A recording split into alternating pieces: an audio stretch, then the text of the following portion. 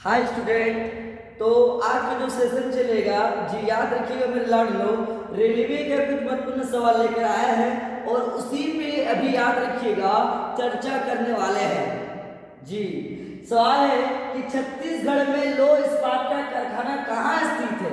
हाँ, कौन सा राज्य पता है? छत्तीसगढ़ राज्य से रिलेटेड है कि छत्तीसगढ़ राज्य में लौह इस्पात का कारखाना कहाँ स्थित है। तो याद रखिएगा मेरे रसगुल्लो कि छत्तीसगढ़ में लौह इस्पात का जो कारखाना है वो भिलाई में स्थित है। कहाँ स्थित है? भिलाई में स्थित है जी। सवाल बहुत जबरदस्त है कि छत्तीसगढ़ में लौह इस्पात का कारखाना कहाँ स्थित है। तो याद रखिएगा मेरे रसगुल्लो, क्या बताए? भिलाई बताए। एक सवाल है नदी से रिलेटेड कि रिफ्ट घाटी में भारत की कौन सी नदी बहती है। तो रिफ्ट घाटी में याद रखिएगा मेरे रसगुल्लो ताप्ती नदी बहती है। कौन सी नदी बता रहे हैं? ताप्ती नदी बहती है जी।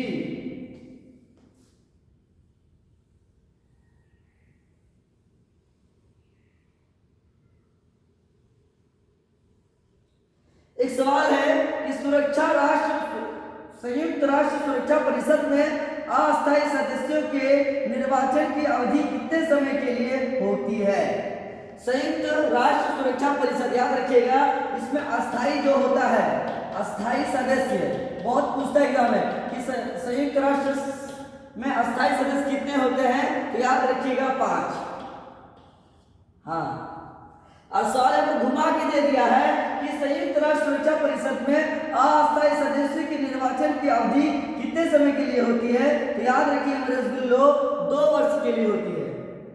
हाँ, कितने वर्ष बताया? 2 वर्षों के लिए होती है। एक सवाल है कि भारत में अंग्रेज के लिए फ्रांसीसी चुनौती किस युद्ध के बाद समाप्त हो गया। कि फ्रांसीसी चुनौती और अंग्रेज के बीच में कौन से युद्ध के बाद समाप्त हो गया जी। तो वाड़ीवास का युद्ध। कौन सा युद्ध बताया? वाड़ीवास का युद्ध। याद रखिएगा ये युद्ध कब हुआ था? 1760 में हुआ था। हाँ, वाड़ीवास का युद्ध कब हुआ था मेरे रसगुल्लो? याद रखिएगा 1760 में जी। एक करंट अफेयर्स का सवाल है कि हाल ही में 2020 का फ्रेंच ओपन का खिताब किसने जीता है। तो याद रखिएगा राफेल नडाल। क्या नाम बोले? राफेल नडाल जी। राफेल नडाल याद रखिएगा 2020 में फ्रेंच ओपन का खिताब जीता है। हाँ, और वाड़ीवास का युद्ध कब पता है? 1760 में हुआ था। कौन सा युद्ध पता है? 1760 में हुआ था। तो वाड़ीवास का युद्ध पता है जी। और याद रखिएगा हाल ही में 2020 का फ्रेंच ओपन का खिताब किसने जीता है? तो राफेल नडाल ने जीता है जी। भाषा के आधार पर किस राज्य का गठन हुआ? याद रखिएगा जो भाषा है ना, लैंग्वेज के आधार पर, भाषा के आधार पर याद रखिएगा मेरे रसगुल्लो जिस राज्य का गठन किया गया था वो राज्य कौन सा है? आंध्र प्रदेश है। क्या बता रहे हैं कि भाषा के आधार पर किस राज्य का गठन किया गया था? तो याद रखिएगा आंध्र प्रदेश का। हाँ,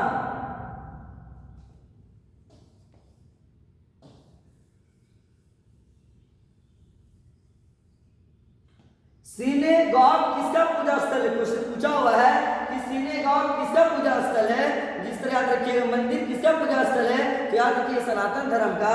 मस्जिद किसका पूजा स्थल है? तो याद रखिएगा इस्लाम धर्म का। उसी तरह सिनेगॉग किसका पूजा स्थल है? तो यहूदी धर्म का। कौन सा धर्म होता है? यहूदी धर्म का। हाँ, लाल रंग की रोशनी में हरे रंग के पत्ते वाले पौधे कैसे दिखेंगे? तो याद रखिएगा मेरे लाडलो किस रंग का दिखेगा? ये कौन सा रंग है? काला रंग जी। एक सवाल है कि तटीय मैदान और उत्तर भारतीय मैदान में उत्कृष्ट मिट्टी के प्रकार है। तो याद रखिएगा तटीय मैदान और उत्तर भारतीय मैदान में उत्कृष्ट मिट्टी के जो प्रकार है वो जलोढ़ मिट्टी है। तो याद रखिए जलोढ़ मिट्टी जो होती है वो 2 प्रकार की होती है।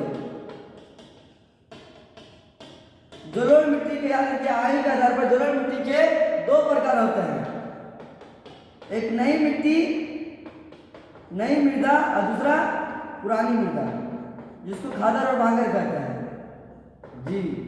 तो आयु के आधार पर जलोढ़ मृदा कितने प्रकार होते हैं? तो 2 प्रकार होते हैं।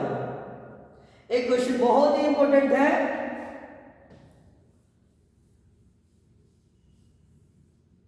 कि भारतीय संविधान के किस अनुच्छेद में वित्तीय आपात का वर्णन है। याद रखिएगा, भारत के संविधान में कौन सा अनुच्छेद के तहत वित्तीय आपात का वर्णन किया गया है, उल्लेख किया गया है। तो याद रखिएगा, भारत का जो संविधान है वित्तीय आपात का जो उल्लेख क्या है, वित्तीय आपात का जो उल्लेख किया है वो अनुच्छेद नंबर 360 है। कितना होता है? अनुच्छेद 360 है जी। यदि आप हमारे चैनल में नए हैं तो हमारा जो चैनल है इसी सर उसको सब्सक्राइब करें। हाँ, अभी रेलवे का ऑफलाइन बैच स्टार्ट हो रहा है, बहुत सारा ऑफलाइन बैच जी। और प्रत्येक रविवार को 8 बजे सुबह टेस्ट होती है ऑफलाइन में। हमारा पता है LIC बिल्डिंग नियर गांधी मैदान जामताड़ा। तो वीडियो को शेयर करना ना भूले। जय हिंद, थैंक यू।